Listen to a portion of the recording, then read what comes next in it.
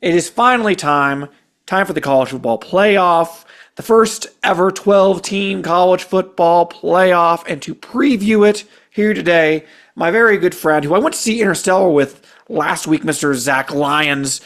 Zachary. All right, Zach.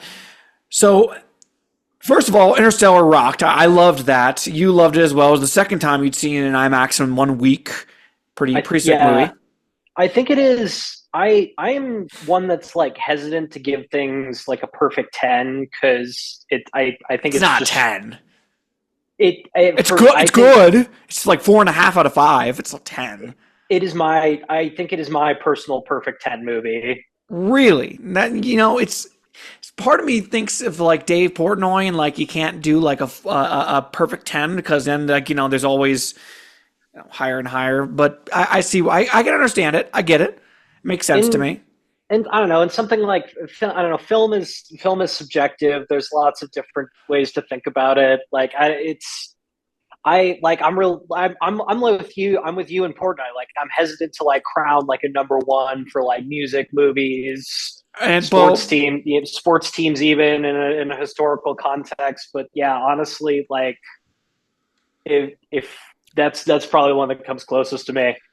And we were recording late because I was watching another cinematic masterpiece, a Red One, on Amazon Prime. Oh no! So far, it's not terrible. People making out to be bad. Listen. As much as I sometimes can be a film snob, I guess not really film snob, but I can watch some like artsy-fartsy movies. I watched 2001: Space Odyssey the other night. I can enjoy a nice romp like Red One. So I'll put it like that. Merry Christmas as well, Zach. Even though I'm pretty sure you're a Santa denier, that's fine. You lie. I got my tree right here. Maybe you're cosplaying. Some milk and cookies, maybe too. Interesting. We'll see what I don't know about that cook up for the big man this year. Yeah. We may have to tap in our good friend Henry Collins on this one because he's also a feller believer as like me, and I think he can make a better judgment. Let's hop into the games. Let's do it for a second. So Friday night. The reason why we're doing this on Tuesday is that we have time to put this out. Friday night, Indiana at Notre Dame. The 10 seed Hoosiers at the number 7 seed Fighting Irish. Zachary, I'm going to ask you a question. When do you think the last time these two teams, the two iconic college sports programs from the state of Indiana, when do you think the last time they played each other on the gridiron? Take a guess. They're only like a couple hundred, like probably less than 100 miles from each other. It's crazy. How long do you think it's been? It's based on the way you're saying this is probably a huge, larger margin than I'm thinking. Probably, I don't know, like 1954. Okay, now you overshot it. You made it sound less impressive. It's 1991. Oh, okay, yeah. Which still seems like a pretty long time. Yeah, especially with Notre Dame being independent and kind of scheduling whoever they want. Precisely. Now, this game is in South Bend. Another question. When do you think the last time Indiana beat Notre Dame in South Bend? And this is not a trick question. They have beaten Notre Dame in South Bend before. But when do you think the last time they did that was? Was my first answer like warmer to this? It was warmer. Would it have been warmer for this question? It was warmer, but you're still not warm. I don't know. How about 1975? No. Not even close. Give it to me. 1898, their first ever matchup. Oh my goodness. Okay. The Hoosiers won 11-5. And folks, the Hoosiers will walk into South Bend trying to move on in the college football playoff. Now, obviously, this first year for Coach Siggs in Bloomington, incredible year. Obviously, a lot of that having to do with transferring in basically everybody from James Madison, where he was at before. And then, of course, there's also the fact that they kind of played a really soft schedule. The toughest team they played all year was Ohio State, and they got pants pretty hard in that game. They take on a Notre Dame team that minus one game, they've looked pretty damn impressive throughout most of the season, except when they take on the Northern Illinois University Huskies, potentially soon to be a member of the Mountain West Conference. With the weather being the way it is, and it's not going to be too bad snow-wise or anything like that, but it's going to be cold, very cold, as it is this time of year in the Midwest, in South Bend on Friday night. It's probably going to be a big ground and pound game, 6 yards in a cloud of dust. And these two teams to get their offensive prowess on the ground typically. Now, having said that, I think that, and you can, let's see if you go with me here. I really think Notre Dame has a huge advantage, I think, in the trenches. And that, I think, is going to be the difference maker in this game. I agree with you. I think that's going to be a big problem for Indiana up front. Just going back to what you said about the schedules, though, like I'm going to play a little devil's advocate here. Like, okay. Who's the toughest team Notre Dame has played? Right. Yeah. Like when you look at the schedule, like what's the win on Notre Dame's schedule that stands out? Like wow, Texas A&M. It's not great. I'll grant you that. That isn't exactly a blue chip win. They did kick the shit out of Army and Navy, which are both pretty significant running teams. They were able to stop the run there, which that's pretty good. But you're not wrong. I mean, Texas A&M being their top win of the season, that being the first week of the season, there is a point to be made there. I just see more talent on Notre Dame's side of the ball. It's simple as that. They have you look at the running game in particular, Notre Dame has a pretty significant advantage. Defensively, Notre Dame has a pretty significant advantage. I mean, listen, they're going to be trying to limit the run all night. And I'm wondering if Indiana is going to be able to do anything in the air, because that's going to be what they're going to force them into, trying to throw the ball out. And I don't think downfield is where Indiana thrives. So I think that's where I think Indiana really struggles in this game offensively, like they did against Ohio State. Listen, I'm 100% with you on the talent, the trenches, everything you just said. I just think I think there's a serious house money factor here for Indiana. Notre Dame, I think, maybe they've probably gotten over the NIU loss at this point, but there's going to be pressure on one side in this game, and it's not Indiana. If Indiana loses that game, they go back to Bloomington. They go back to Bloomington as heroes no matter what happens in this game, I think.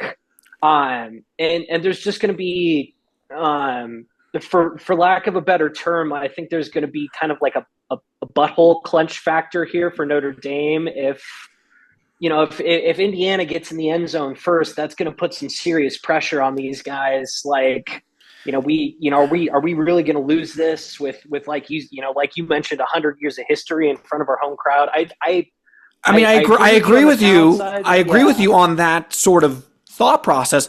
However, it just talent-wise lining up, when you have a guy like Riley Mills in your face trying to go up the gap, trying to make things happen, it's hard to do. And when you're Indiana, they haven't had to really dominate that's the last scrimmage that much this year. And if there's one team that knows how to do it, that's Notre Dame. And they've played bigger teams, tougher teams. I really don't see a whole lot of elbow room for Indiana. That doesn't mean I think it's going to be a blowout or anything like that, but I think this is where the Coach Sig thing kind of starts to fall down, because they're not going to be able to. I think that they maybe trade punches for a couple of drives, but then they wear them down. And listen, I don't think Riley Leonard is all that, he's cracked up to be, but I think he gives you a better shot than Curtis Rourke does at winning. And I think he's really improved as down the stretch in this offense. And I think Marcus Freeman, if there's a time for him to choke, I don't think it's right now. So I'm going to say Notre Dame comes away with this one. Final counterpoint here. I'll make it quick because I know you want to probably move on to other games. I disagree with you on the quarterback side of things. I think Indiana has the advantage at the most important position on the field here. Curtis Rourke, he doesn't have a super strong arm. He's not a big physical traits guy. I heard someone, I think it was Klatt, refer to him as a point guard, and I think that's a perfect description for him. He's going to get his guys in space. He's going to get the ball in his playmakers' hands. Like you said, Notre Dame, the clear talent advantage. We'll just kind of see how all these factors play out. I just see it going probably the same way that you saw in the Ohio State game, where they got dominated in the trenches. They started off pretty well. They knew what they were doing for that first script, those couple first scripted drives. They figured out what they were doing, but then once, they got punched in the mouth, it all fell apart. Going on to Saturday, number 11, SMU at number 6, Penn State, Happy Valley, Pennsylvania. SMU, they're going to be leaning on their offense hard in this game. And listen, I don't believe in James Franklin. Apparently, EA Sports believes in him because the projection had them winning it all, which that seems crazy to me. Exactly. That sound is exactly my point. I think SMU, the fact that they couldn't beat Clemson is very troubling. I think Clemson is by far the weakest link in this entire playoff structure. There's a reason why they're the 12 seed, despite being a conference champion, because they're the weakest link. And SMU lost to them. They almost won, to be fair, but they lost to them. Penn State, if they're going to trip up, it's going to be later down the line. Now, I'll also say this. It came out this week that Drew Aller is coming back next year. And then people, when they heard that, there was a reaction that was, well, where was he going to go? And then there was a reaction to that. People were like, what are you talking? You don't know ball. This guy, he's a great quarterback. He was going to go first round. First of all, if you think Drew Aller in this weak quarterback class was going first round, please trade in your ball knower card now. What are you talking about? Is he hot garbage? No, not until it matters. Not until he plays a team like Ohio State and he gets pantsed every dang time. They should have won that game 2 years in a row. They probably should have beaten Ohio State. And he pissed down the side of his leg.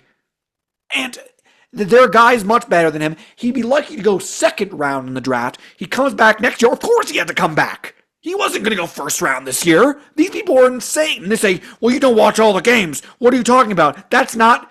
No. You see him beat up on Purdue, and you think that he is some type of superhero or something? No. When the chips are down, Drew Aller, at least so far, has not proven himself to be that guy. Okay? So, yes, it's very... Now, granted, maybe he comes back next year. Maybe he is in the top 5 in betting odds to be the Heisman, because obviously he has the traits. I have never doubted that he has the traits. However, he hasn't shown that on the field. Maybe he comes back next year and he puts on an incredible season. But miss me with that BS. Having said all that, I like Penn State. I like Penn State in this game.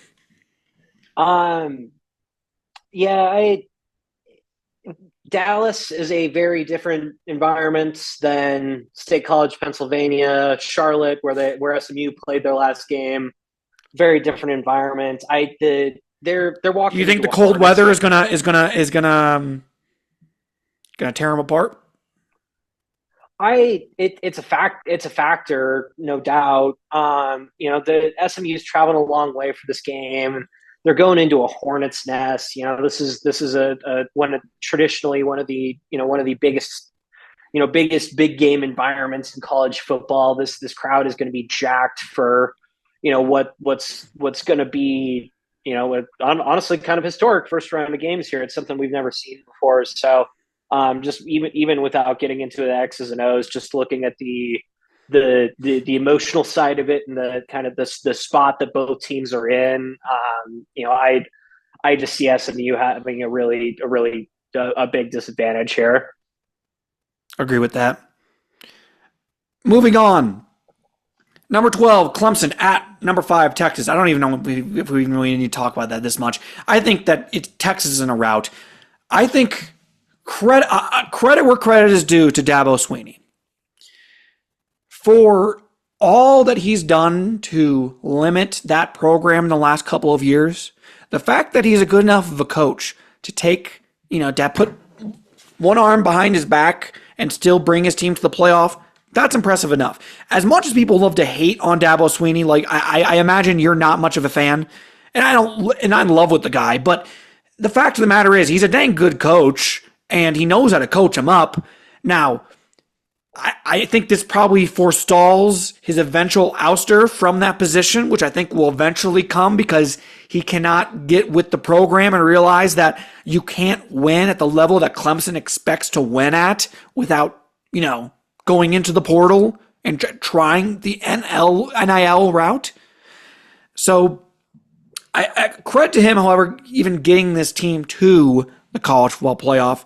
However, Texas is a different animal. I get it. People are saying Quinn Ewers is not good, that Arch should actually be the starter. Maybe that's true. I don't know. However, I do know with Quinn Ewers as the starter, this team in Texas is going to win in a rout at home. A rout. You could convince me that SMU could cover. You could convince me that Indiana could cover, which I'm not sure if either one will. You're not convincing me that Clemson comes close to covering. Not even close. Since I'm so in agreement with you here, just for the audience's sake, let's play a little game here. What do you think is Texas? What do you think Texas's number to win this game is? How many do you, given the advantage they have on defense, how many points does Texas have to score to win this game? Because I think it's 17. 17 probably. 17's probably maybe 20. Maybe 20. That's let's say 18. Let's split the difference here. 18. Okay? 18 points wins the game. I think that's probably what you end up seeing here. And I think they probably hit that number easy. I don't think it's going to be even a question. Dabo could use a couple portal wide receivers in this game, perhaps, but I would say so. The guy chooses willingly, openly, to not bring these guys in, and I don't get it, but I get it. You know what I mean? I don't think it's the smart move, and I wouldn't do it, and I think it's living in the past. But I get it from his worldview, even if it isn't a particularly smart one. So right, yeah. I'm with you. Texas big. Texas big. I think they're pissed off going into this after losing the SEC championship in the fashion they did. This is going to be a big emotional get right game for Texas, and Clemson is just the team in the way. Finally, number 9 Tennessee at number 8 Ohio State. This is probably the best matchup of the weekend, to be quite honest with you. A lot of people are saying that Ohio State is cooked. They're done for. And I can't blame them, because that game against Michigan had to be one of the most demoralizing things I've ever seen in my time on this earth. The fact that you scored 10 points and you let a Michigan team that has no offense, doesn't have a quarterback, that can't throw the football. You let them beat you in your house, and then you start a huge fight in the middle of your field when they decide to flex on you. Come on. What are we doing here? Now, having said all that, and people saying that Ryan Day should be fired and stuff like that, Ryan Day loses to Michigan, he loses to Alabama, he loses to Georgia, he doesn't lose to Tennessee. He's not losing to Tennessee. If you don't think that Will Howard is a championship quarterback, which I wouldn't blame you for saying that, I don't think Nico is either, and I think that the surrounding pieces around Will Howard, the $20 million roster or whatever, is enough to pull them away. I do like Ohio State in this game, although 7.5 is what the line is right now. To me, seems like maybe a little stiff, but I could see Tennessee. We could see Tennessee covering that. More than Clemson 12-point underdogs. I think Texas probably covers that. And SMU is 8.5-point underdogs. I think Penn State probably covers that. But I think that Tennessee covers, but I think Ohio State pulls through here. I think this is going to be the sloppiest game of the weekend, no doubt. We're going to have Big Ten weather. We're going to have two quarterbacks that both have turnovers in them. Certainly, Nico's got that big arm, but he doesn't necessarily always make the greatest of reads. Will Howard has a couple WTF throws in him every single game too. Yeah. Um, so turnovers I think are going to be a big factor here. It might just end up being who the team that turns those turnovers into points. I'm kind of leaning Tennessee out right here. I got to be honest with you, TG. Really? I think Ohio State looks awesome, like you said, when they can beat up on teams, like an Indiana, like a Purdue, like a Northwestern, that they can dominate physically up front. But we saw what happened. You're right about the skill talent for Michigan, but that's still a team that can come into Columbus, at least as we saw, and match up physically with Ohio State up front. I think Ohio State's going to get punched in the mouth more than they expect here. I think that Ohio State is going to be ready. As much as we think that they're cooked, I think they're going to end up being ready. They have the skill, talent on the outside to pull through here. I mean, you don't spend that money for nothing. So I do like Ohio State. Now, going down the bracket here, I know you filled out your bracket. So with my predictions, I think Oregon plays Ohio State in the second round, and I like the Ducks in that game. Actually, I say the Ducks, I meant Ohio State. I like Ohio State in that game. I like Ohio State to avenge their loss against Oregon from earlier this season. That game that they probably should have won. Then Texas against Arizona State. I think Texas rolls again. Penn State against Boise State. I like Penn State again. And Notre Dame against Georgia. I like Georgia. By the way, if you want to talk about a team that has the easiest route to get to the semifinals, it's by far Penn State. By far. Because they get to play his SMU team, which is just pretty fresh out of the group of five. They're good, but they're not great. They play a Boise State team that's very kind of a one-note team behind Genty. And yes, they probably have to play Georgia in the semifinal, and that's probably where the dream ends. However, they have the easiest route to get to the semifinal. So yes, I think Georgia, Penn State, Georgia, Oregon, Ohio State, Texas. We get an SEC championship rematch in the championship, and Georgia wins for a third time, Georgia national champions. It's hard to beat a team three times, TG. Yeah, but it's hard to beat a team two times, and they already did it. So, yeah. Going down my list here, I've got some different picks than you. I went ahead and threw Indiana in there in the first round. Ooh. I think it's just the house money factor. We've seen Notre Dame lose games where they've had the upper hand. Certainly in from Vegas's perspective. We've seen them lose this type of game before. Give me Indiana just to shake things up a little bit. Give me also. I'm with you. Otherwise, other than Tennessee as well. I just think an SEC team can walk into Columbus and match up with Ohio State in a way that they're just not used to on their week to week schedule.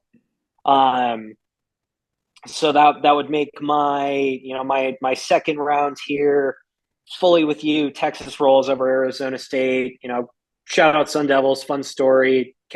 Dillingham really turned that program around. They're just the team in the way for Texas, like I kind of said earlier. Oregon, I think, rolls Tennessee. Oregon has some SEC level talent up front. I think that factor cannot be ignored in this playoff. I think they roll, just like you said, Boise State 1-0 team. Penn State has that easiest path to the playoff semis. Making my semis Texas, Oregon, Penn State, and Georgia in that Texas Oregon matchup. I like Oregon. Just have too much firepower, I think, for Texas to keep up with offensively. I don't even have to explain Georgia over Penn State. If I do, you probably don't know ball. And I have Oregon taking the national championship over, I believe, if I'm not mistaken, Dan Lanning's former program in Georgia. That's right.